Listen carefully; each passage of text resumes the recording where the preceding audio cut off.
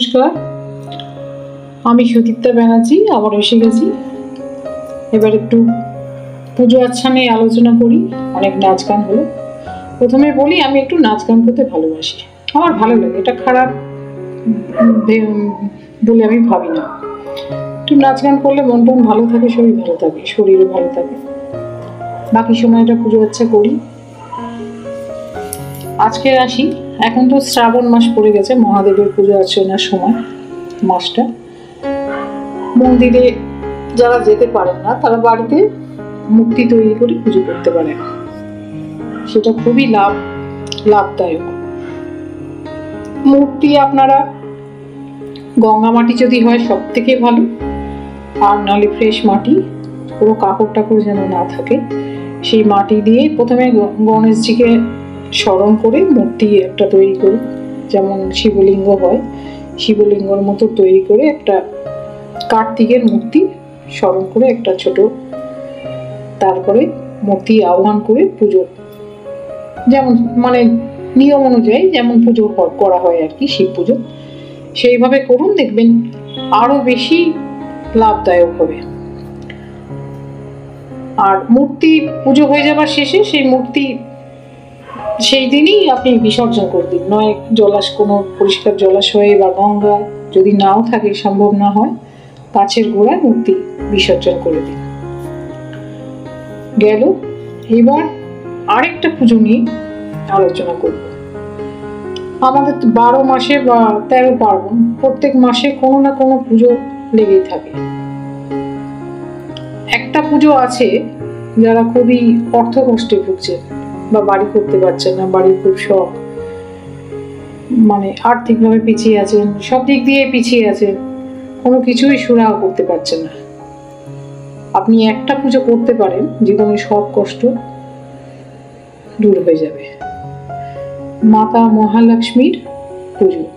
মহালক্ষ্মী আমাদের বাঙালিদের যেমন লক্ষ্মী পুজো হয়, সেই লক্ষ্মী পুজোই আর কি। সে ছবিটা একটা সংগ্রহ করবেন, যে মাতা মহালক্ষ্মী বসে আছে, চারখানা হাত, দুদিকে দুটো হাতি সুর তুলে আছে, আর দুটো মাটির হাতি বা হচ্ছে আপনার বাড়িতে যদি থাকে শ্বেত পাথরের ছোট হাতি বা রূপোর হাতি, সবচেয়ে ভালো হয়। ফটোর সামনে রাখলেন বা মূর্তির সামনে রাখলেন, রেখে 16 রকমের সামগ্রী, যেমন পুজোয় লক্ষ্মী পুজোয় লাগে আর কি, গোটা হলুদ, শঙ্খনাবি, কড়ি, হ্যাঁ, তারপরে হচ্ছে গোটা চাল, আতপ চাল, হ্যাঁ, কয়েন 16টা, এরকম সামগ্রী। পদ্মবীজের মালা লাগবেই, পদ্মবীজের মালা মানে মাকে পরাবেন। আর 16 রকমের সামগ্রী একটা লাল কাপড়ের উপরে, ওগুলো সব পান সুপারি এগুলো সব রাখবেন, ফল ফুল, তার সঙ্গে গোলাপের আতপটা হচ্ছে মাস্ট, হ্যাঁ।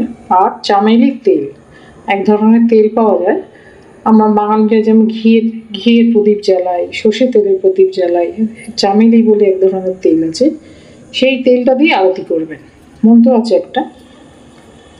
এই পুজোটা করবেন 10 দিন ধরে, 10 দিন করবেন।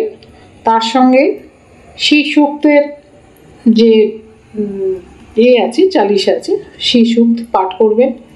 তার সঙ্গে একটু হোম করলে শ্রী সূক্ত বা হচ্ছে আপনার কনক ধরা, এইগুলো যদি বইগুলো পড়েন, এই চালিশাগুলো পড়ে তার সঙ্গে একটু হোম যদি করেন, হোম মানে ওই নর্মালি হোম, আপনি একটু ঘি, তার সঙ্গে হচ্ছে একটু ভালো সুগন্ধি এইসব দিয়ে একটু হোম করলে 10 দিন ধরে যদি আপনি করতে পারেন, মানে শেষ দিন যেদিন 10 দিনের মাথায় চাঁদ দেখে চাঁদকে জলের অর্ঘ্য দিয়ে পুজো শেষ করবেন। এটা যদি করতে পারেন, আপনার মানে কি বলবো, ভীষণ মানে টাকা পয়সার কোনো অভাব হবে না, জীবনে সব কিছু দিক দিয়ে আপনি আস্তে আস্তে উন্নতি করতে পারবেন, যা মনস্কামনা আপনার পূরণ হবে। খুবই লাভদায়ক, ভীষণই লাভদায়ক। আজকে এই পর্যন্তই, আবার পরে আরেকদিন অন্য কিছু নিয়ে আলোচনা করব। নমস্কার।